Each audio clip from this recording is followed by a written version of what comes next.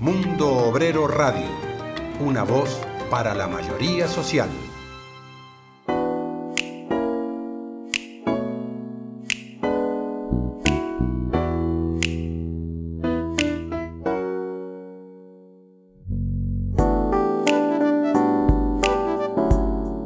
Este es un nuevo programa de Reverdes con Causa, el programa magazine de Mundo Obrero Radio, la voz de la mayoría social. Desde este micrófono enviamos un cordial saludo a nuestras y nuestros escuchantes y en especial a aquellas y aquellos que con su aportación económica hacen posible cada programa. Para colaborar con Mundo Obrero Radio, ya sabes, puedes hacerlo en nuestra web mundoobreradio.es. Saludamos también a quienes hacen posible este programa, a nuestros colaboradores habituales Maite Molina, Benito Raval, Joaquín Sánchez, en el control técnico a Roberto López y Cristóbal Vicente. Nos saludamos los que conducimos este programa, la compañera Magdalena Martínez Bode, José María Alfaya, servidora, y nuestro director, Ginés Fernández. Especialmente queremos extender este agradecimiento a los invitados e invitadas que van a participar en este programa, en el que vamos a realizar un análisis del proceso electoral reciente y de la situación política y social. Contaremos con Enrique Santiago, secretario general del Partido Comunista de España y diputado de Unidas Podemos en el Congreso, Sira Rego, responsable de Acción Política y Conflictos de Izquierda Unida y eurodiputada de Unidas Podemos en el Parlamento Europeo, y también con Sol Sánchez, portavoz de IU Madrid y diputada de Unidas Podemos en la Asamblea de Madrid. Esta mañana me he levantado, oh vela chao, vela chao, vela chao. Esta mañana me he levantado y he descubierto al opresor.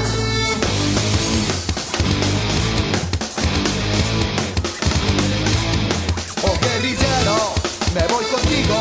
Oh vela chao, vela chao, vela chao, chao, chao. Guerrillero, me voy contigo, porque me siento aquí morir. Y si yo caigo en la guerrilla, oh vela chao, vela chao, vela chao, chao, chao. Si yo caigo en la guerrilla, coge el cubano mi fusil.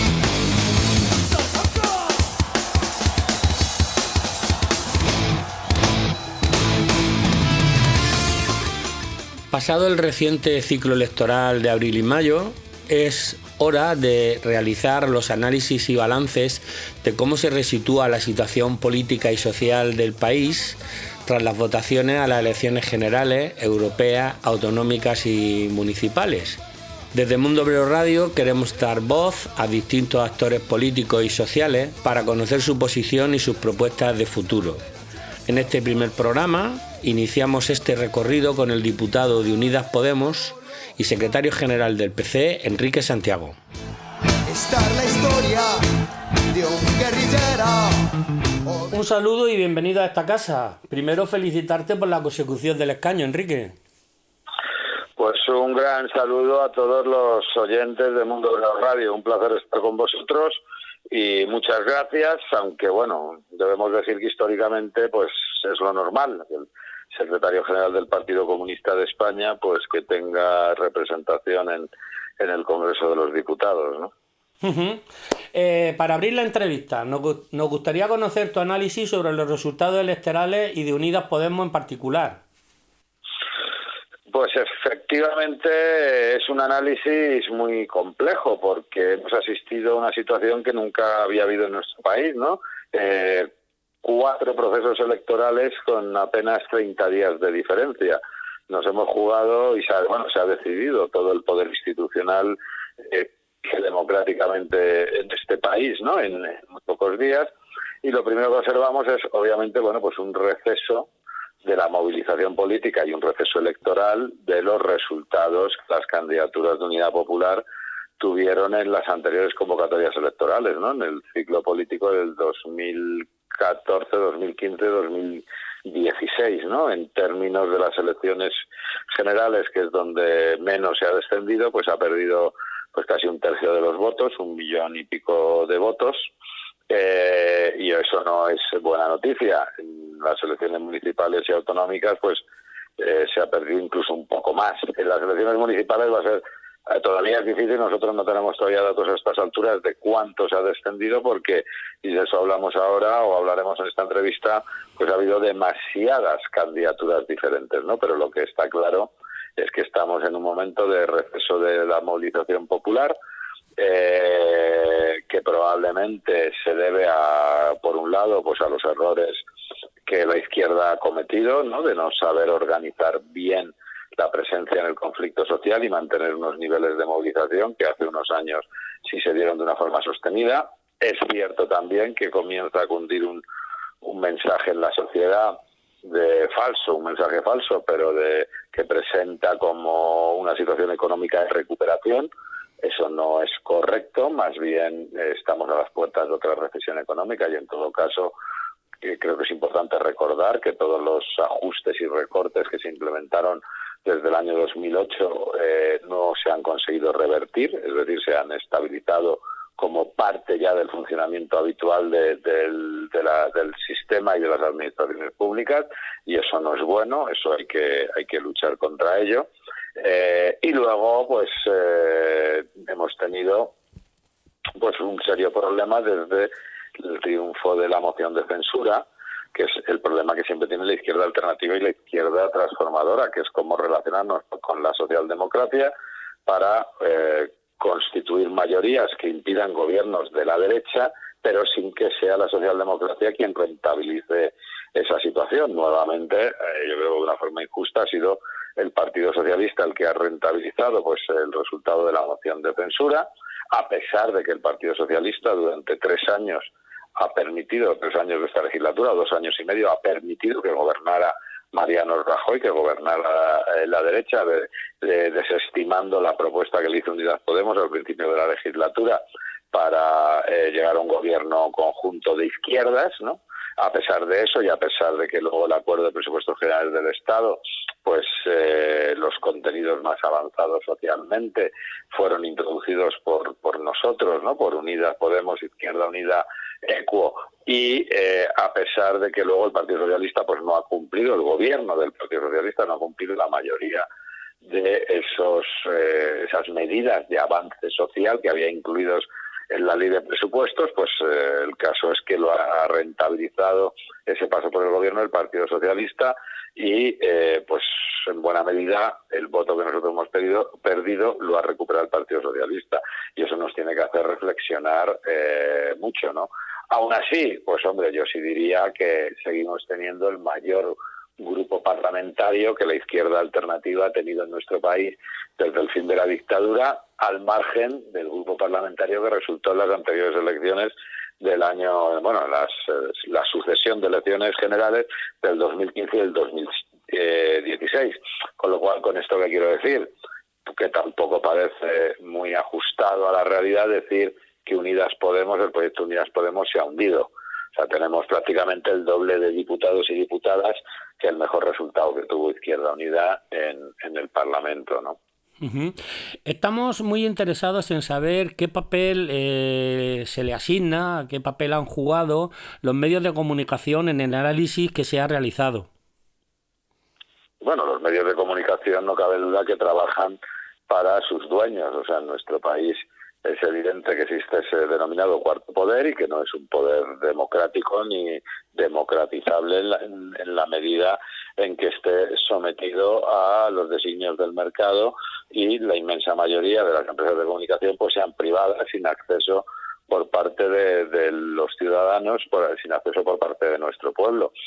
No es de extrañar, los medios de comunicación pues ocultan lo que quieren ocultar, es decir, toda la guerra sucia que las cloacas del Estado han desatado contra el proyecto Unidas Podemos durante estos años, pues los medios de comunicación han contribuido en primer lugar a extender falsas acusaciones, la financiación de Unidas Podemos por gobiernos extranjeros, por ejemplo, y cuando todo eso se ha acreditado que era mentira, pues no han hecho el mismo énfasis en informar de que eso era mentira. Todas las operaciones negras realizadas desde el Ministerio del Interior, de propaganda negra para desprestigiar a Unidas Podemos, pues ni mucho menos han sido corregidas. Luego también, obviamente, los grupos de comunicación privados, que en su inmensa mayoría su accionariado está en poder de los grandes bancos, pues también ocultan la realidad económica y pretenden dar esa imagen de que hemos salido de la crisis económica. No es de extrañar, porque creo que es bueno que todo el mundo recuerde quién fue, cuáles fueron varias las primeras instituciones o entidades que se pronunciaron al día siguiente de las elecciones generales exigiendo un gobierno del PSOE con la derecha. Que fue la representante del Banco Santander, la dueña, la persona que controla, la señora Botín, que controla el mayor banco de este país, las agencias de renta y las agencias de calificación de riesgos, ¿no? Fueron las primeras que hicieron esa injerencia, ¿no?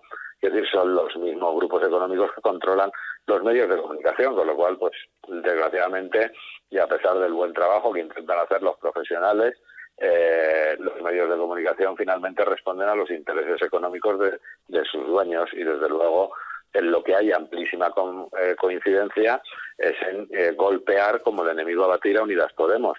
Yo me sumo a la teoría, digamos, de Kiko Veneno. Kiko Veneno, este cantante que dijo claramente: yo a la hora de votar me fijo quién descalifican los bancos, quién descalifican los medios de comunicación, contra quién se dirigen los ataques, y cuando veo que siempre es contra lo que representa Unidas Podemos, pues decido mi voto.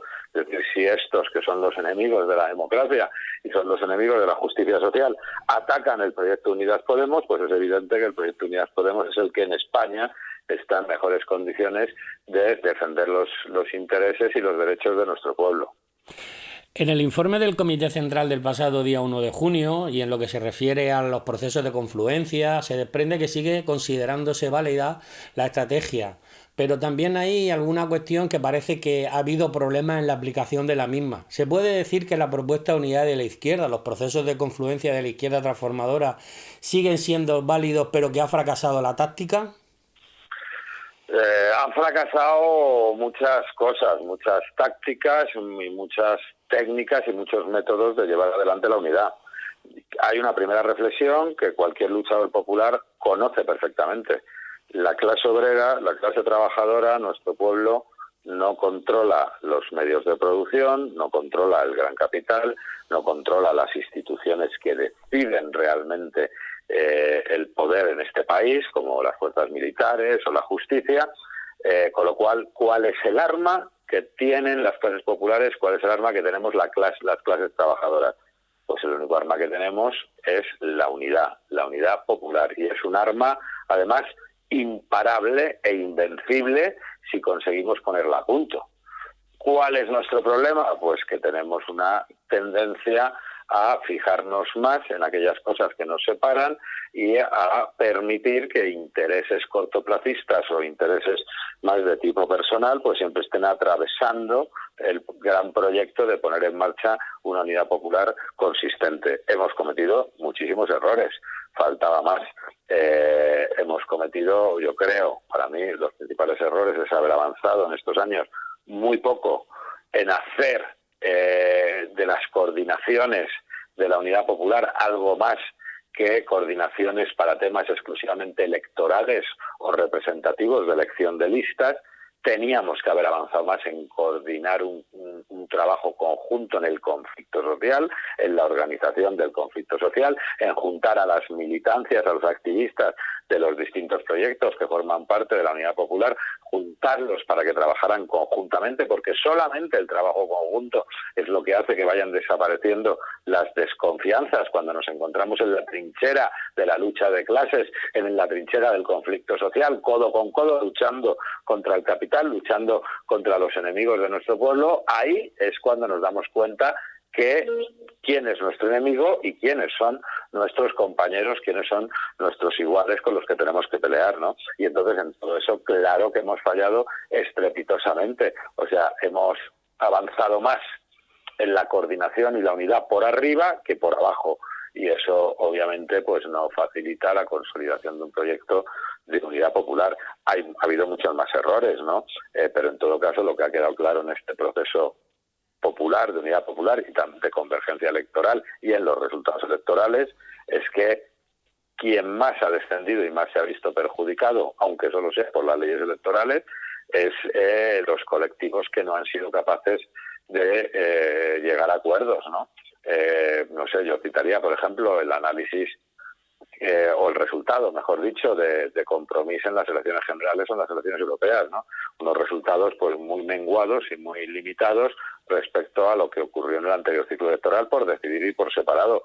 El conflicto en Galicia de las denominadas mareas. Las mareas se rompieron, no fueron conjuntamente con Unidas Podemos. Unidas Podemos obtuvo representación parlamentaria, las mareas se quedaron fuera y además se perdieron importantes alcaldías. El caso de la Alcaldía de Madrid. La Alcaldía de Madrid, de pronto surge una peculiar teoría que consiste en excluir colectivos organizados desde hace años que forman parte de la izquierda de este país y que han defendido de forma consecuente los derechos de la clase trabajadora, como por ejemplo Izquierda Unida, ¿no? Esa decisión de excluir colectivos y primar lo individual, pues al final ha tenido unos resultados desastrosos, que no se ha podido ganar una mayoría suficiente para gobernar la Alcaldía de Madrid. Entonces, por supuesto, hay muchos errores cometidos, pero yo insisto, o sea, todos los procesos revolucionarios que han triunfado en el mundo, todos los procesos de cambio que han conseguido que la clase trabajadora llegue a ocupar, a conquistar el poder político, se han construido gracias a procesos de unidad importantes, porque, insisto, no tenemos otra arma tan poderosa como la unidad. En este sentido, se habla de superar Izquierda Unida, se habla de unidad orgánica de Izquierda Unida y Podemos. ¿Nos puedes explicar en qué términos está el debate? Bueno, de unidad orgánica entre Izquierda Unida y Podemos, la verdad es que no se ha hablado nunca todavía, ¿no? Porque no estamos ni mucho menos en esa fase. Esos son rumores que se están intentando extender de forma interesada para crear confusión. Lo que es una realidad es que la 11ª Asamblea Federal de Izquierda Unida y el 20 Congreso del Partido Comunista de España pues claramente situaron la necesidad de superar los actuales sujetos políticos de la izquierda transformadora, en concreto Izquierda Unida, y avanzar en un movimiento político y social mucho más amplio. Y obviamente pues ese proceso de superación hay que hacerlo con el resto de actores que existen actualmente, no con los que no existen. Es obvio que la única forma de superar el proyecto de Izquierda Unida pues es superarlo con Podemos o con el Cataluña en Común o con las nuevas formaciones y colectivos políticos que van surgiendo, ¿no? Y que antes no existían. ¿Cómo se concrete eso? Bueno, eso no depende solo de la voluntad de Izquierda Unida. Hasta ahora no ha habido una voluntad de confluir en un solo sujeto político, no ha habido una voluntad en los distintos colectivos políticos que han surgido. Podemos no ha tenido mucho interés, lo cual tiene su lógica, una fuerza en sus claves internas, me refiero. O sea, una fuerza política que surge apenas hace 5 años y con un grandísimo éxito en sus inicios, pues claro, ¿para qué va a plantearse la necesidad de converger en un proceso de superación de otros sujetos políticos, ¿no? Si ya tienen uno y exitoso, ese es el primer análisis. La realidad luego pues es mucho más tozuda, porque la realidad lo que pone de manifiesto es que no basta simplemente ese estallido o unas buenas políticas de comunicación, sino que hay que tener una consistencia, una organización y hay que estar conectado con la realidad en el conflicto social, en las calles, en el territorio, en los sectores de producción, en los sectores de actividad económica, estudiantil, es decir, poner en marcha una organización, un sujeto político es mucho más complejo que lanzar una propuesta de comunicación, ¿no?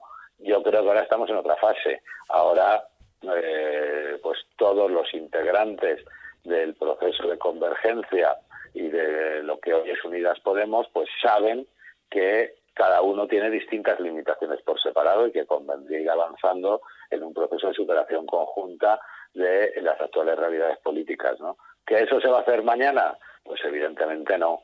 Yo por mí, ojalá se hiciera pronto, porque desde luego no podemos seguir perdiendo el tiempo los militantes de la izquierda en este juego de matrioscas de mantener distintas estructuras organizativas en vez de dedicarnos más intensamente a trabajar en el conflicto social. Pero eso no se hace por decreto. Eso se tiene que hacer primero, pues consolidando un trabajo conjunto por la base, una organización conjunta del trabajo de presencia en el conflicto social, y por ahí es por donde tendremos que empezar. Y por último, se ha reunido la Mesa Confederal de Unidas Podemos para preparar la reunión con Pedro Sánchez. ¿Cuáles han sido las conclusiones más importantes de esa reunión, Enrique? Bueno, las primeras conclusiones son que en este país, pues mucha gente, y especialmente la gente que ha votado Unidas Podemos, quiere que haya un gobierno de izquierdas donde esté Unidas Podemos y donde pueda realmente llevarse adelante un programa que ya hemos visto que el Partido Socialista, por mucho que lo acuerde, ellos solos no lo llevan a la práctica. Veas el caso del acuerdo de presupuestos generales del Estado. También hemos constatado que hay, parece ser, muy poca voluntad por parte del Partido Socialista de llegar a un acuerdo de gobierno de izquierdas para hacer políticas de izquierdas. Es decir, esa falta absoluta de compromiso, de conversaciones, pues lo que nos lleva a pensar es que, como siempre, el Partido Socialista, una vez pasadas las elecciones, pues empieza a naranjarse y está buscando pues algo tan iluso que no nos podemos creer, o sea, pretender gobernar con apenas el tercio de los escaños del Parlamento, pues no deja de ser muy ilusorio, ¿no? Con lo cual, si realmente el Partido Socialista no puede pretender tener un apoyo de la izquierda de Unidas Podemos gratis, con lo cual, si el Partido Socialista ni siquiera se molesta en llegar a acuerdos programáticos, mucho menos en hablar de un gobierno conjunto con Unidas Podemos, pues la impresión que da es que el Partido Socialista lo que está intentando es cerrar un acuerdo o de gobierno que le permita gobernar con apoyos puntuales por parte de las fuerzas de la derecha.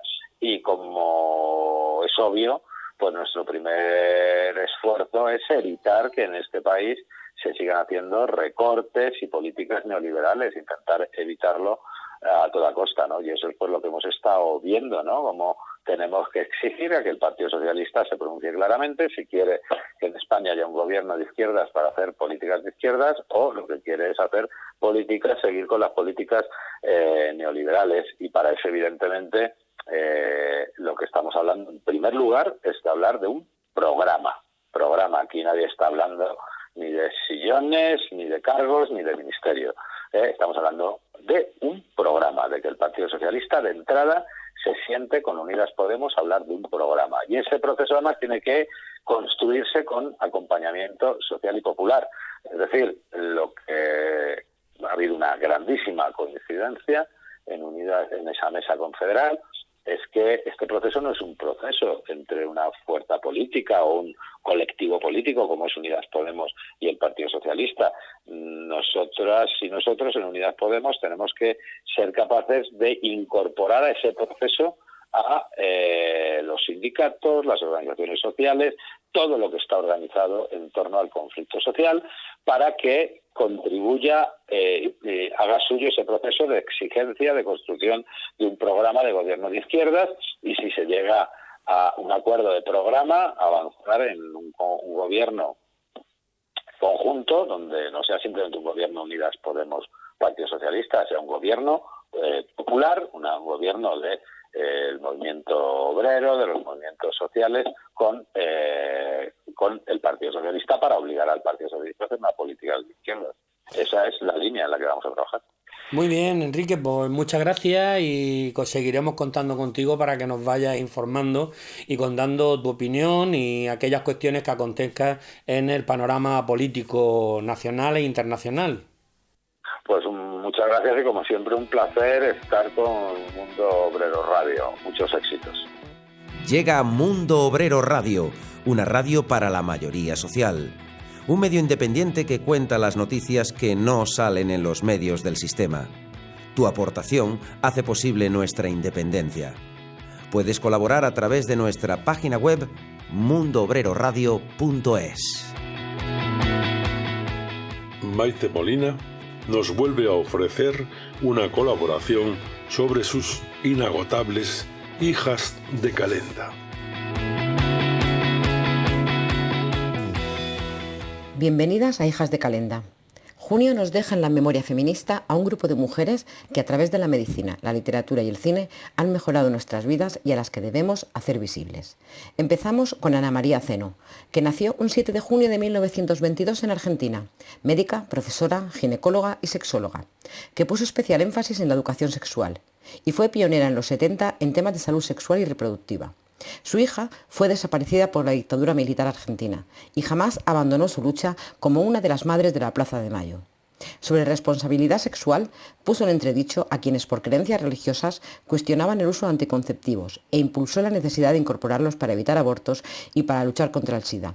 Solía acabar sus charlas sobre educación sexual diciendo: hagan del sexo buen uso, ni abuso ni desuso. Seguimos con Dorothy Parker, que murió un 7 de junio de 1967 en Nueva York. Cuentista, dramaturga, crítica teatral, humorista, guionista y poeta. Despuntó a través de la crítica teatral para Vanity Fair, pero la despidieron por extremadamente ácida y empezó a trabajar como escritora independiente. En 1927, tras las ejecuciones de los anarquistas Sacco y Vanzetti, mantuvo para siempre una lucha en favor de los derechos civiles. En los años 30 ayudó a fundar la Liga Antinazi en Hollywood. El FBI la investigó como sospechosa de pertenecer al Partido Comunista y la incluyeron en la lista negra de Hollywood, lo que le trajo problemas para trabajar como guionista. En la Guerra Civil Española fue activa defensora de la República y participó en campañas de recaudación de fondos para la causa. Continuamos con Marguerite Yourcenar, que nació un 8 de junio de 1903 en Bruselas, novelista, ensayista, poeta, dramaturga y traductora. Su obra más famosa, Memorias de Adriano, fue una novela pionera, con gran influencia para la narrativa histórica, convirtiéndose en una obra maestra de la literatura moderna. A los 10 años sabía latín y a los 12 griego clásico. Tradujo al francés Las olas, de Virginia Woolf, con quien se reunió en ocasiones en su casa de Bloomsbury. En 1954 visitó Granada y el lugar donde asesinaron a Federico García Lorca, tras lo cual escribió una emotiva carta a la hermana del poeta. Fue la primera mujer elegida miembro de número de la Academia Francesa, cuyos miembros son llamados los Inmortales. Terminamos felicitando a la directora y actriz de cine española Itziar Bollaín por su 52 cumpleaños y deseando que siga ofreciéndonos joyas cinematográficas como lo ha estado haciendo hasta ahora. Destacar que junto a otras compañeras del gremio fundó la Asociación de Mujeres Cineastas y de Medios Audiovisuales. Y cómo no, películas como Flores de otro mundo, donde hizo un análisis del tema racial y del papel de la mujer de la época. Te doy mis ojos, donde trata la violencia machista a través de una mujer pintora en la que muestra las ataduras que la encadenan a la tortura y maltrato por su marido, y que le hizo ganar 2 Goyas a Mejor Dirección y Guión Original. No podemos negar lo reivindicativo y social de sus películas, y así, en 2012, escribió y dirigió un corto para mostrar la labor de aldeas infantiles y la vulnerabilidad de muchos niños en España, llamado 1, 2, 3, Casa. Participó como actriz en la película Tierra y Libertad de Ken Loach y dirigió Mata Haris, la historia de 3 mujeres detectives privados que no llevan sombrero ni pistola, pero que hacen la compra, cambian pañales y tratan de conservar a su pareja desmontando el timo de la Superwoman, con la que ganó la medalla del Círculo de Escritores Cinematográficos por el mejor guión original en 2007. Después, en 2010, obtuvo el mismo premio por También la lluvia.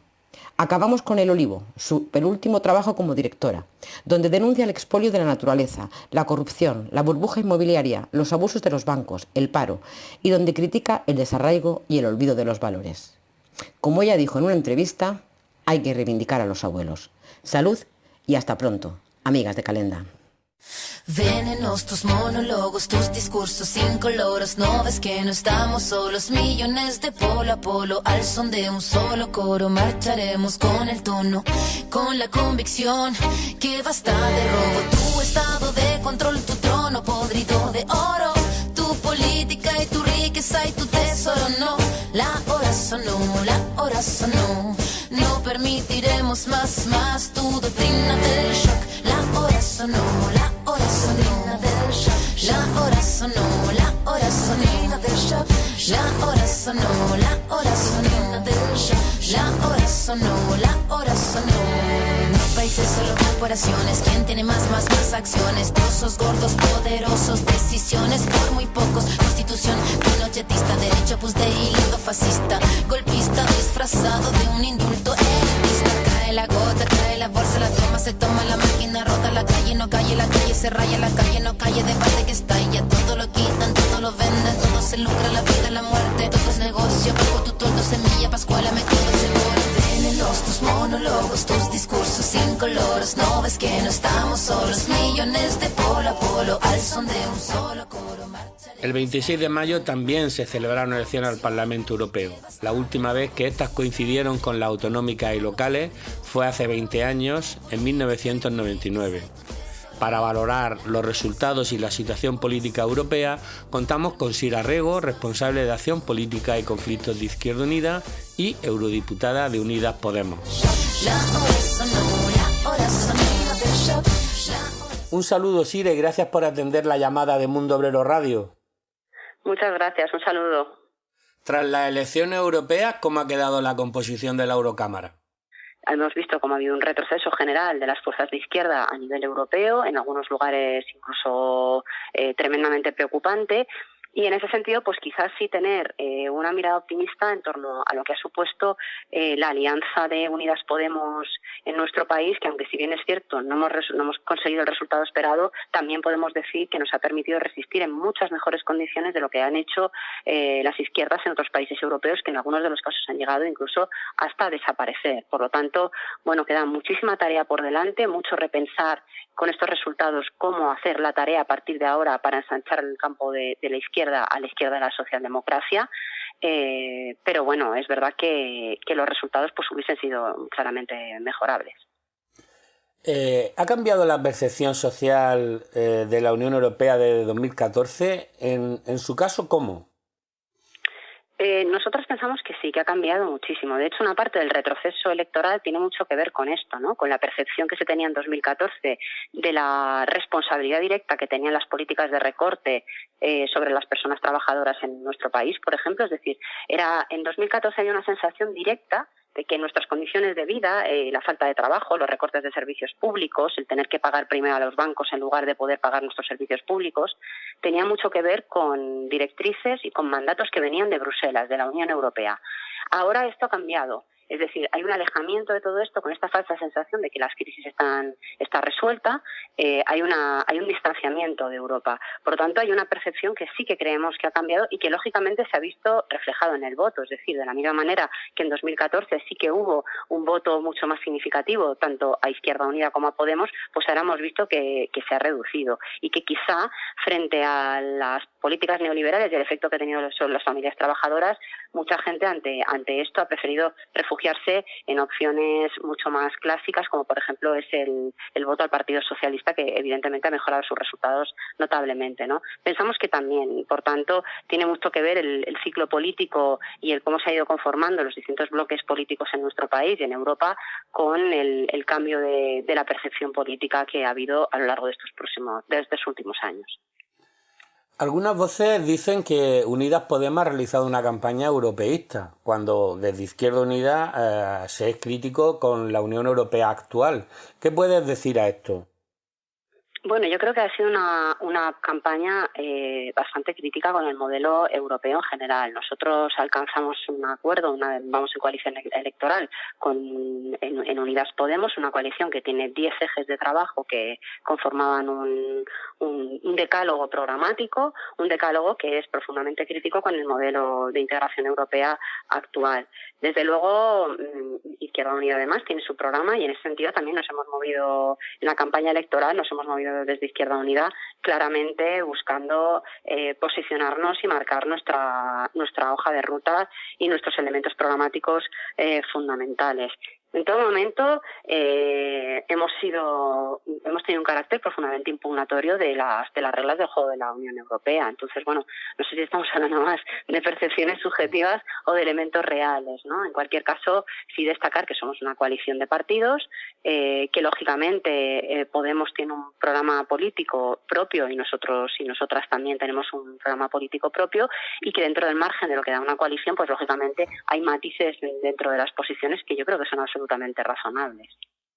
Se ha celebrado el máximo órgano de dirección de Izquierda Unida, su asamblea político y social, para debatir los resultados y ver la estrategia de futuro. ¿Qué conclusiones nos puedes contar que se hayan aprobado en la Asamblea?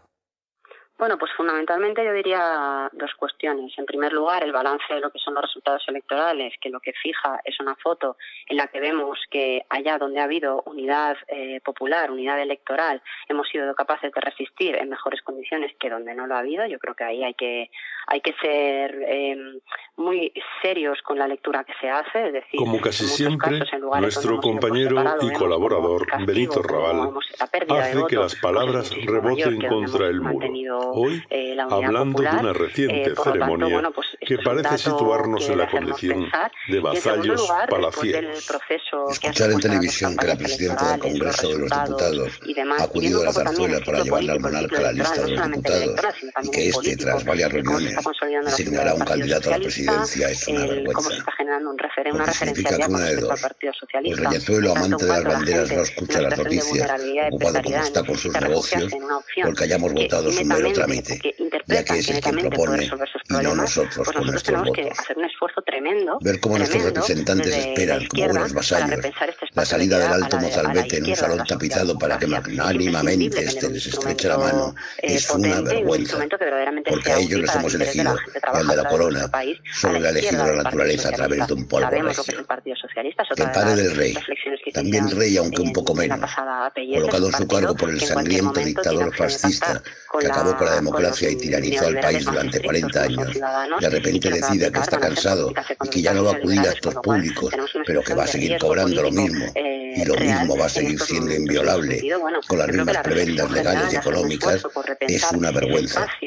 Porque lo normal sería que tuviera que explicar no solo el origen de su vasta fortuna o sus oscuros tejemanejes, sino sobre todo su actuación durante la dictadura o la pantomima del golpe del 23F que lo convirtió de la noche a la mañana en salvador de la patria.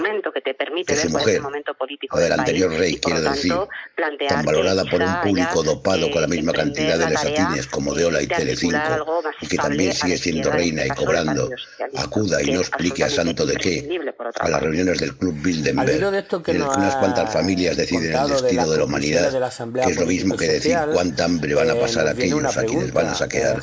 Es una vergüenza. La ciudadanía piensa vergüenza es que Franco, la Unión Europea está el estrecho colaborador de Hitler y Mussolini, siga enterrado en el Valle de los Caídos, aunque vergüenza es la misma existencia de ese espantoso mamotreto y la cruz que hiere el Valle de Cuelgamuros, recordando al yugo del Vaticano al que seguimos sometidos. Pues vergüenza, la mayor de todas, es que sigamos siendo el segundo país del mundo, detrás solo de Camboya, en número de desaparecidos, y eso se siga considerando como algo del pasado. Y sigamos aceptando todo esto, pasando de puntillas por su lado cuando no en silencio y no dándole la importancia que tiene, es una vergüenza. Y un pueblo que admite la vergüenza es un pueblo prácticamente enfermo. Una injerencia real en la autonomía local por parte de Bruselas. Esto es un hecho. Es decir, allí se deciden las reglas del juego, de cómo convivimos, de cómo vivimos en los países que formamos parte de la Unión Europea. No está tan lejos Bruselas, de verdad, no está tan lejos. Lo que deciden ellos nos afecta a nosotros y a nosotras. Estamos hablando, por ejemplo, de la regla de gasto. Estamos hablando, por ejemplo, de cómo administrar un presupuesto en un ayuntamiento cualquiera, de si se pagan los servicios públicos o si destinamos el dinero a pagar los créditos que tenemos. Locución B20. De si tiene o no sentido. En esta ocasión, nuestro cura favorito nos habla de la democracia. Por ejemplo, los servicios públicos, cuando sí parece sensato para Locución B20. Económicos que haya y ahora nuestra sección Éxodo de Joaquín Sánchez, el cura. En esta ocasión, nuestro cura favorito nos habla de que la democracia no es votar solo cada 4 años. Lo que pasa allí nos afecta en nuestra vida cotidiana. Y esto es una cosa que hay que repetir mucho, porque hay un interés también en que se hable poco de Europa, de la política europea, precisamente porque es allí donde se deciden las grandes cuestiones que tienen que ver con la política de nuestro país. Cuanto menos hablemos de aquello, más fácil es para los que van allí hacer luego aquí lo que les dé la gana. Muy bien, pues muchas gracias por atender la llamada de Mundo Obrero Radio y seguiremos contando contigo para que nos informes de los aconteceres del Parlamento Europeo y de Europa. Muy bien, muchísimas gracias a vosotros. Un abrazo fuerte.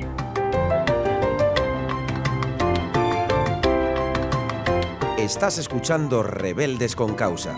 Siente el pulso de las calles en mundoobreroradio.es.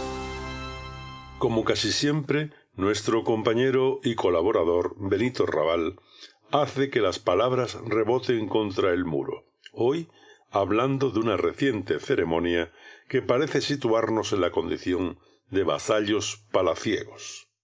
Escuchar en televisión que la presidenta del Congreso de los Diputados ha acudido a la zarzuela para llevarle al monarca a la lista de los diputados y que éste, tras varias reuniones, designará un candidato a la presidencia es una vergüenza. Porque significa que una de dos: o el reyezuelo amante de las banderas no escucha las noticias, ocupado como está con sus negocios, o el que hayamos votado es un mero trámite, ya que es el quien propone y no nosotros con nuestros votos. Ver cómo nuestros representantes esperan, como buenos vasallos, la salida del alto mozalbete en un salón tapizado para que magnánimamente éste les estreche la mano es una vergüenza, porque a ellos les hemos elegido y al de la corona solo le ha elegido la naturaleza a través de un polvo regio. Que el padre del rey, también rey aunque un poco menos, colocado en su cargo por el sangriento dictador fascista que acabó con la democracia y tiranizó al país durante 40 años, de repente decida que está cansado y que ya no va a acudir a actos públicos, pero que va a seguir cobrando lo mismo, y lo mismo va a seguir siendo inviolable, con las mismas prebendas legales y económicas, es una vergüenza. Porque lo normal sería que tuviera que explicar no solo el origen de su vasta fortuna o sus oscuros tejemanejes, sino sobre todo su actuación durante la dictadura o la pantomima del golpe del 23F que lo convirtió de la noche a la mañana en salvador de la patria. Que su mujer, la del anterior rey quiero decir, tan valorada por un público dopado con la misma cantidad de lesatines como de Ola y Telecinco, y que también sigue siendo reina y cobrando, acuda y no explique a santo de qué a las reuniones del Club Bilderberg, en el que unas cuantas familias deciden el destino de la humanidad, que es lo mismo que decir cuánta hambre van a pasar aquellos a quienes van a saquear, es una vergüenza. Vergüenza es que Franco, el estrecho colaborador de Hitler y Mussolini, siga enterrado en el Valle de los Caídos, aunque vergüenza es la misma existencia de ese espantoso mamotreto y la cruz que hiere el Valle de Cuelgamuros, recordando al yugo del Vaticano al que seguimos sometidos. Vergüenza, la mayor de todas, es que sigamos siendo el segundo país del mundo, detrás solo de Camboya, el número de desaparecidos, y eso se siga considerando como algo del pasado. Que sigamos aceptando todo esto, pasando de puntillas por su lado cuando no en silencio, y no dándole la importancia que tiene, es una vergüenza. Y un pueblo que admite la vergüenza es un pueblo enfermo.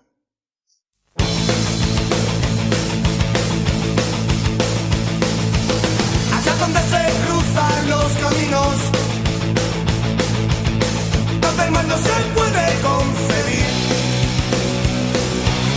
donde regresa siempre fugitivo, pongamos que hablo de Madrid, de Madrid, donde el deseo viaja en ascensores, un agujero queda para mí,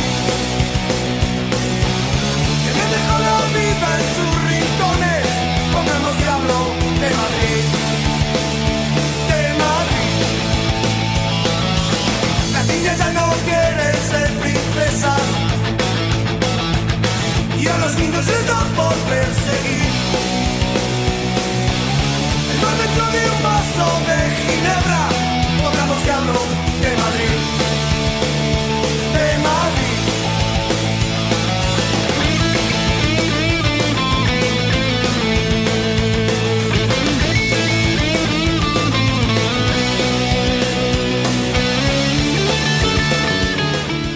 Y hoy tenemos tema en Mundo Obrero Radio, nada menos que el análisis de las elecciones en Madrid. Y como invitada, Sol Sánchez, portavoz de Izquierda Unida Madrid y diputada por Unidas Podemos en la Comunidad de Madrid. La vuelta vieja en ambulancias blancas, pongamos que hablo de Madrid. La fecha marca la entrevista.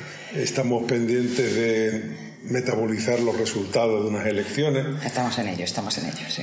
La primera pregunta es, ¿cómo has vivido los resultados electorales en Madrid y de Madrid, claro? Bueno, pues lo vivimos aquí mismo donde estamos, ¿no? En la sede del PCM. Pues hombre, con preocupación, claro, según iban saliendo los resultados y los avances, pues con bastante preocupación. Ya, fíjate que antes de que empezasen, cuando me hicieron un par de entrevistas en Onda Madrid, yo ya aposté porque bueno, también nos lleva pasando más tiempo, ¿no? Pero los sondeos a pie de urna nunca aciertan, lo cual es indicación, 1, de que la gente miente, y 2, de que en el caso de Madrid pues teníamos un escenario diferente que no era equiparable al anterior, y por lo tanto creo que se metían cosas en sacos incorrectos, ¿no? Con bastante preocupación, con mucha tristeza en el caso del Ayuntamiento de Madrid. Y bueno, después pues lo que estamos haciendo es analizar con seriedad estos datos, porque claro, son muchos y además que dicen muchísimas cosas y que no se analizan en 5 días, ¿no? Hay un trasvase de datos desde lo local que luego no se corresponden con las confluencias en lo que alude a la Comunidad de Madrid, que también merecen ser analizados con bastante tiento, paciencia y buen ojo, porque si no podemos sacar conclusiones erróneas. ¿Te ha dado tiempo a leer los documentos que vienen saliendo intentando explicar la situación? Bueno, yo creo que son análisis bastante precarios los que yo, por lo menos los que yo he visto hasta ahora, igual no los he visto todos, ojo. Pero básicamente por eso, porque son muchos datos y, hombre, lo que tienen los datos, y te lo dice una socióloga, es que a veces se pueden coger los que te conviene para probar cuál es tu hipótesis. También, normalmente con los mismos datos se puede probar la hipótesis contraria si se escogen otros, y yo creo que cuando lo que se quieren son conclusiones válidas para un proyecto de futuro y ver exactamente qué está bien, qué está mal, qué se debe modificar y qué se debe reforzar, pues lo que hace falta es analizarlos todos con la máxima honradez intelectual posible. Y creo que ahí falta tiempo. Nosotros estamos con ello y de hecho tuvimos una coordinadora en Madrid antes de ayer, creo que fue. Y evidentemente no podíamos llevar un análisis concienzudo y completo que alumbrase todo. Sí, cosas que se pueden apuntar, ¿no? Y es que algo, evidentemente los datos no son buenos y algo no está funcionando, pero no creo que tengamos en este momento, ya te digo, tanto en lo cuantitativo como en lo cualitativo, un análisis completo para tomar unas decisiones importantes. Se habla como diagnóstico de un estrechamiento en Madrid y en España del espacio político de la izquierda, fíjate, a la izquierda del PSOE. Fíjate, una de las cosas que yo veo con esto, si esto es una explicación, es una explicación tautológica, es decir, electoralmente es evidente que hemos tenido malos resultados, por lo tanto podemos hablar de un estrechamiento, bien, pero eso no es una explicación, eso es constatar un hecho. La explicación tiene que ser qué ha sucedido, si ese espacio electoral coincide con un espacio social y político en sentido más amplio que de verdad se ha estrechado, o si hemos estrechado las opciones, o qué ha sucedido. A mí esa explicación me parece, ya te digo, tautológica. Y otra de las explicaciones que también he escuchado es que no estamos en 2015, algo que yo he dicho mucho durante mucho tiempo. Pero claro, no estamos en 2015.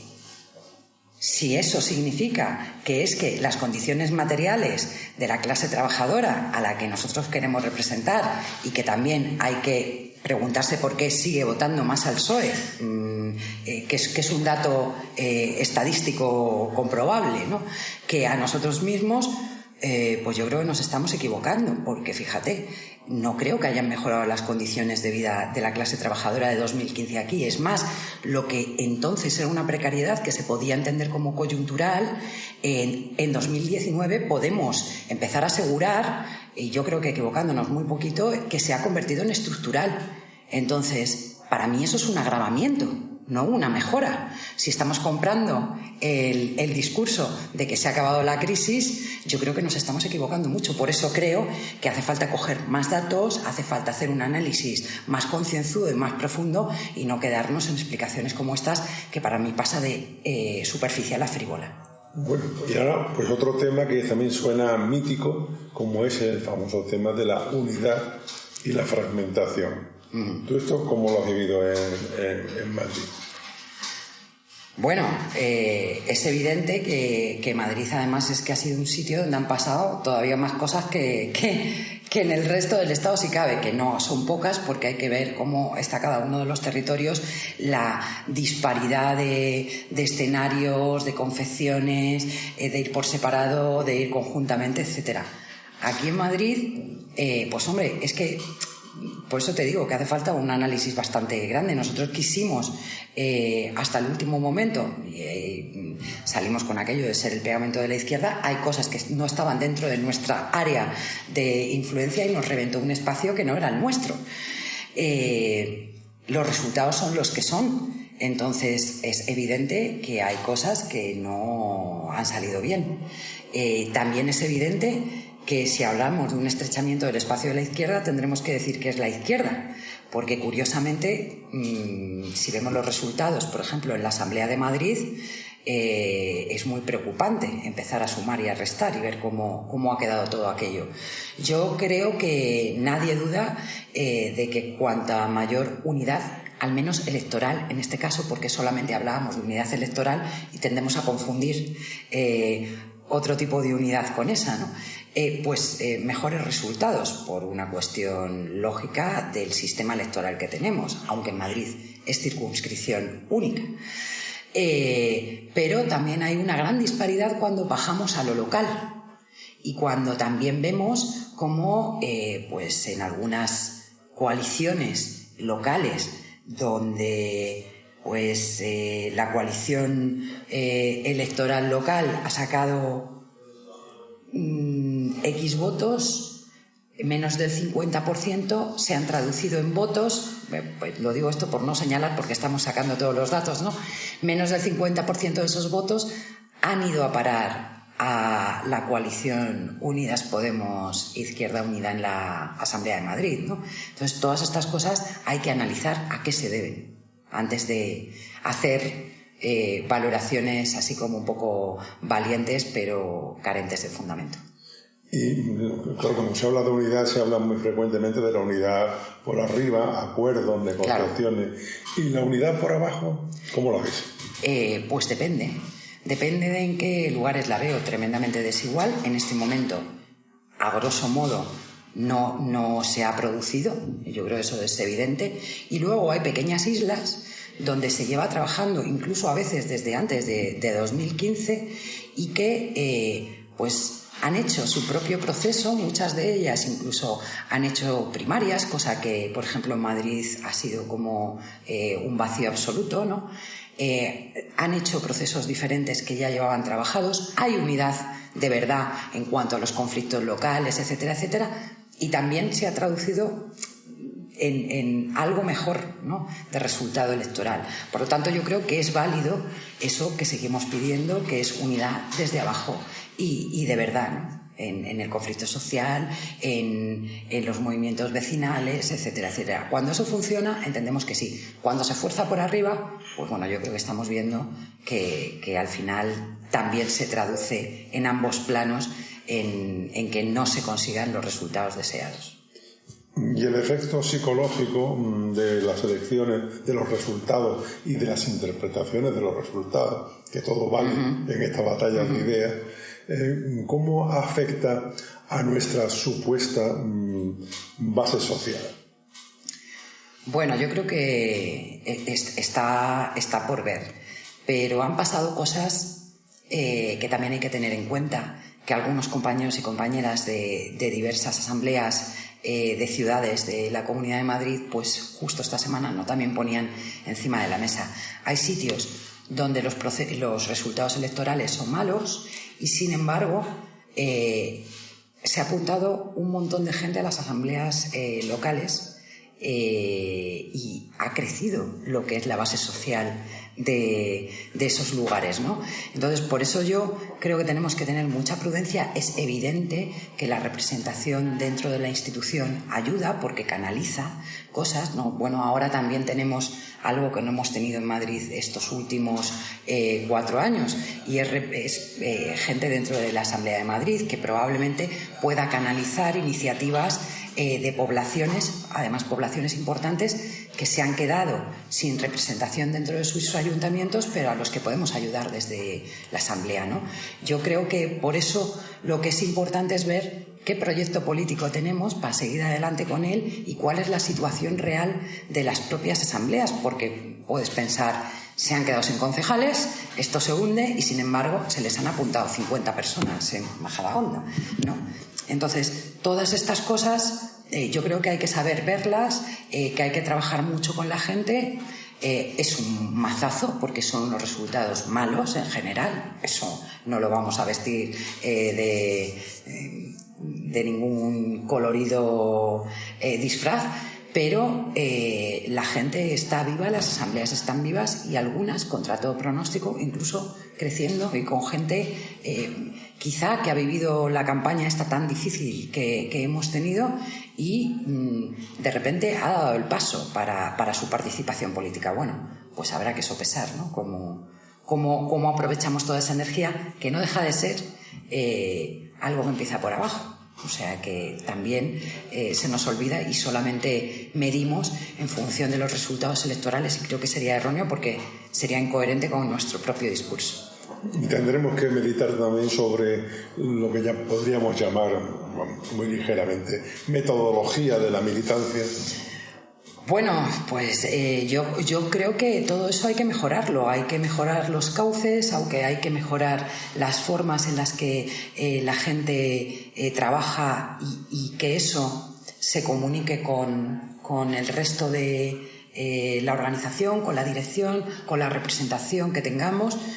Yo creo que es evidentemente, claro que sí, que es muy importante.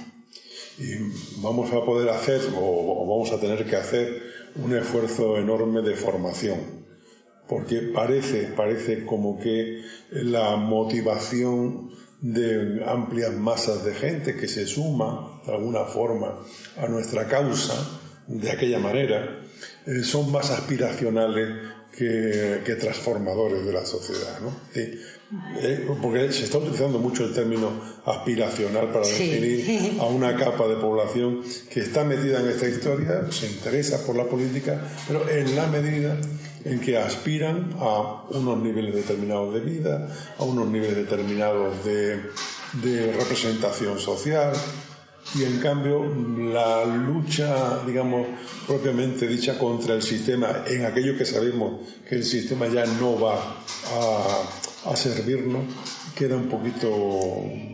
Bueno, fíjate, casi te contestas tú. Es decir, hay una cuestión. Si lo que ha sucedido en este ciclo político verdaderamente era una ventana de oportunidad, que yo creo que sí, o era solamente la frustración de la clase media aspiracional, como tú muy bien decías, que veía frustradas sus expectativas, ¿no?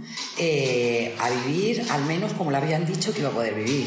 Claro, yo creo que una de las cosas que deberíamos haber aprovechado mejor, y aquí me meto en el saco de los que no lo hicieron, es aprovechar esa ventana para explicarle a la gente que ya no había vuelta atrás.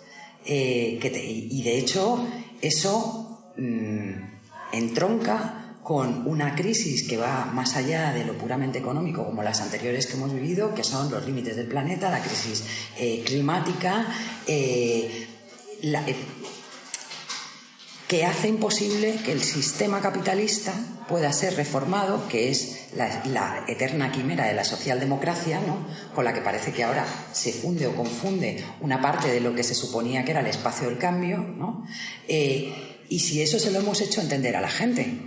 Yo creo que no. Mira, ayer Mario Draghi decía que hasta mediados del año que viene no va a subir los tipos de interés y que está dispuesto a seguir con los programas de expansión cuantitativa.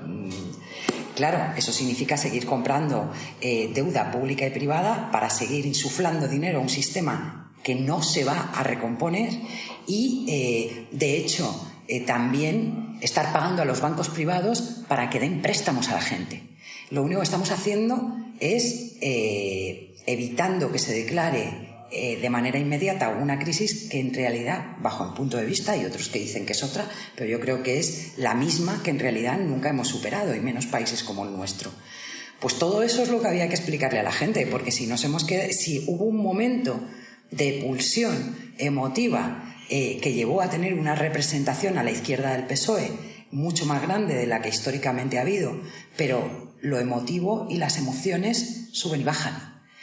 Cuando tienes conciencia, eso que nosotros seguimos llamando conciencia de clase, eso te cambia y cambia tu visión del mundo. Quizá no hemos sabido o hemos podido en ese intervalo de tiempo crear más conciencia y ahora estamos pagando las consecuencias. Pero bueno, de todo se aprende y siempre hay tiempo, ¿no? Pues muchas gracias por el tuyo, que nos acabas de ceder generosa y sugestivamente. Un placer, como siempre. A ti, muchas gracias.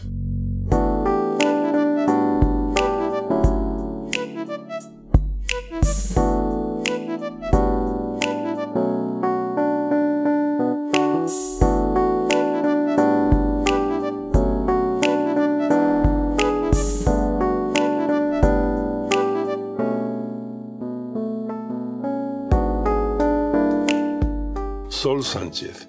La vida le ha enseñado que hoy, con lo rápido que va todo en política, puede ser muy diferente lo que se percibe desde dentro a lo que está en la calle, y que esa desconexión con lo que la mayoría social tiene en la cabeza sobre lo que políticamente está ocurriendo nos pasa factura.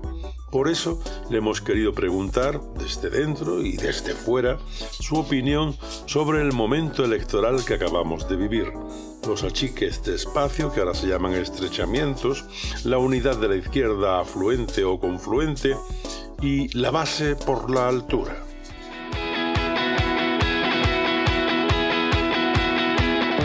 Llega Mundo Obrero Radio, una radio para la mayoría social. Un medio independiente que cuenta las noticias que no salen en los medios del sistema. Tu aportación hace posible nuestra independencia. Puedes colaborar a través de nuestra página web mundoobrero-radio.es.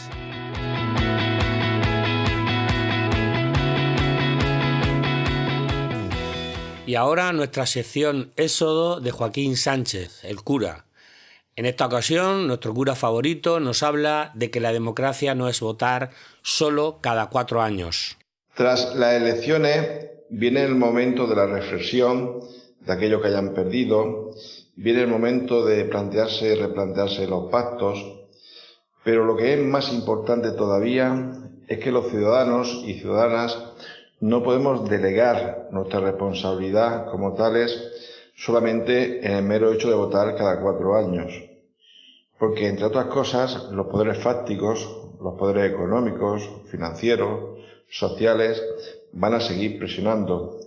Ellos no necesitan las urnas, solamente ejerciendo esos poderes fácticos, pues consiguen doblegar la voluntad de los políticos, que muchas veces son cómplices de la injusticia y de la inhumanidad.